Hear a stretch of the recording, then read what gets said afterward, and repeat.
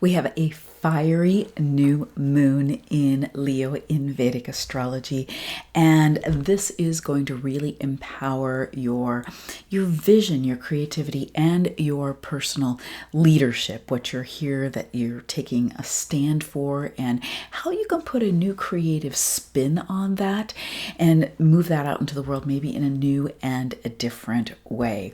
Got a little pushy energy from Mars pushing on this new moon, so we're going to want to be careful about making any quick decisions about anything. And the great communicator Mercury, the great merchant, is exalted at this period of time in Virgo, really supporting us with our communication, supporting us in our business and commerce, and I'll talk about all of that here in this update. Hi, I'm Prema Gurreri, Vedic Astrologer and Business Oracle, and welcome to Chart Your Path. I'm so glad you're here. If this is resonating for you, I really encourage you to subscribe to the channel, hit the like, hit the bell notification, and feel free to share this with anyone you would feel that it would serve. And if you want to connect with one of your Sacred Wealth Code Archetypes, the link is down below, as well as some other free offerings and all of my readings and programs. With this fiery new moon on August 27th in Leo in Vedic astrology, it's happening in the nakshatra of Magha. This is the place of the great or the mighty one. It's a place of kings and queens, right where the fixed star Regulus is, which is incredibly, incredibly bright. Very powerful new moon. And of course, on a new moon, we are starting a new 30-day cycle of energy, and the energy is the energy of Leo. So the sun is also in Leo, which it comes to once a year. It's been there from mid-August. It'll be there till mid-September. So in Vedic astrology, it is the Leo season. Now, the sun represents our soul in Vedic astrology, where the moon represents our consciousness. And wherever Leo is in your chart, it rules a particular house.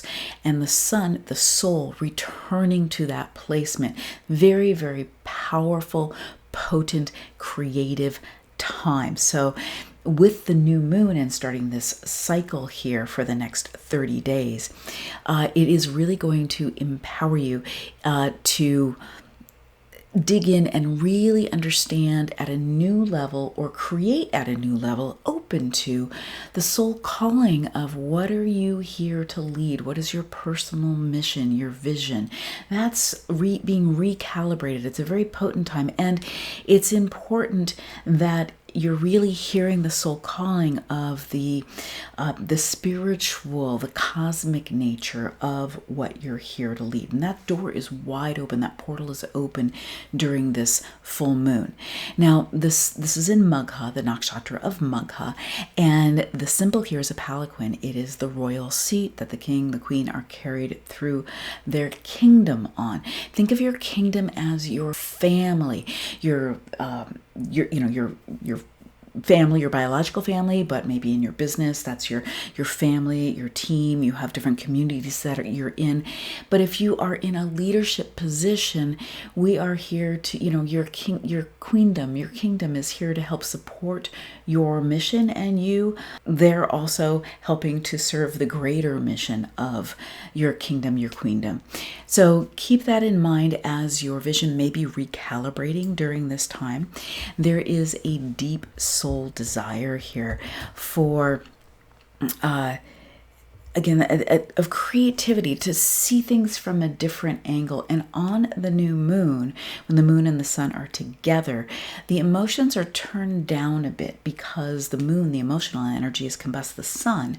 And so we have a great opportunity to sort of let go of some of the things that we might be really emotionally attached to, some of the beliefs, the programs that are keeping us from really having what it takes to stand in as that king or queen and really lead our mission. This is powerfully leading from the heart. And also the other archetypes here are the celebrity, and the celebrity really leads with her light, and also the great leader here. So whatever resonates for you as far as the archetypes go, if you don't know which yours particular one is, you can just tap into any of them, because again, this is really such a strong place of animating your light. So you want to take the time on the new moon, day before, day of, day after, to really tune into, in meditation, sit deep. There's this deep portal open to hear that cosmic consciousness, to hear that soul calling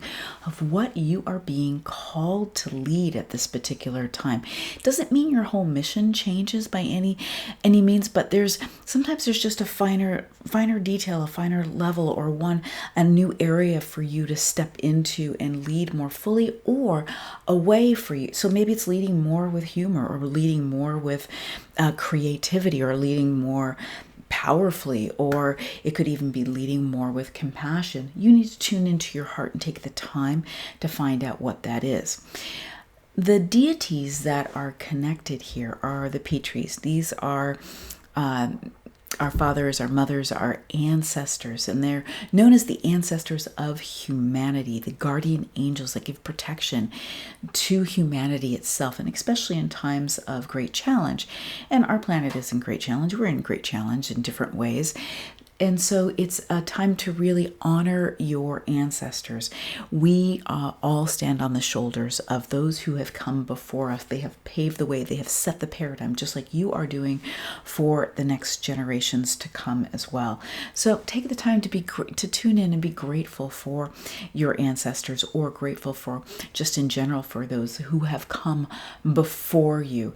This serves you here, serves that connection to your lineage, and just really brings blessings all around. This with this new moon, again, you really want to take the time to sit in that meditation and ask for the soul directives of what seeds are you planting for this next 30 days?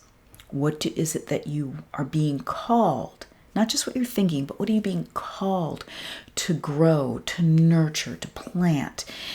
So really tune in with that. I would love to hear what's brewing for you. What are you calling? What are you being called to lead, or how are you being called to lead differently? And what do you plant? What are the seeds that you're planting? I would love to hear that. Please comment. I answer all of my comments. Now, with this new moon, we have an aspect of Mars. Mars is in Taurus, throwing an aspect on this new moon. Mars is the honorable warrior. It's the engineer. It is also the strategist, and it throws sort of a pushy energy to do something ambitious, get something done. That's not necessarily the energy we want for the new moon period of time, because it can, if you've got like that urgency or worry or fear that you need to get something done, or you should have, then that could be that Mars pushy energy that's not going to serve you, because when you take any action out of fear, worry, anger, that isn't going to be aligned energy, aligned action.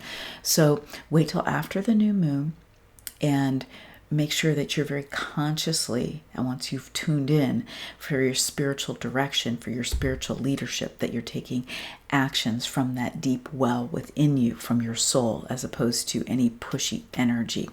Because if you take it from there, I guarantee you it's going to come back and bite you.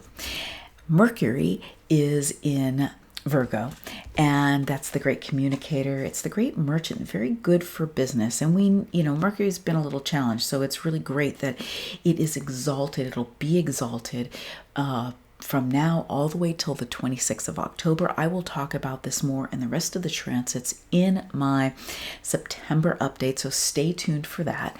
And also, if you subscribe, you'll always get a notice for that. And so this is a good time until the 9th, when it goes retrograde, for really clear communication, for maybe clearing up something in your business, making an investment, or shifting investments. All of that is very clear, sharp, wonderful, as far as Mercury, the great communicator and merchant, goes. And then once on the 9th, it's going to go retrograde. So we want to avoid the 8th, 9th, and 10th for making any big decisions. I'll talk more about the retrograde as we come into the September update. But then once we get into the beginning of October, when it goes direct, Mercury will really come back and bring and deliver the goods. Mercury helps us to organize the details around our mission, around our purpose and what we're leading. So it's important that we tune into that first with the new moon and what that's upgrading to. I thank you so much for being here. I appreciate you subscribing and sharing this and liking this. And again, all my links are down below if you'd like a reading, if you would like to dive in deeper on all this energy and all the transits over the next year are aspecting you, hitting you, and how you can make the best use of them, or your Sacred Wealth Code reading. All the links are down below. All right, so much love to you.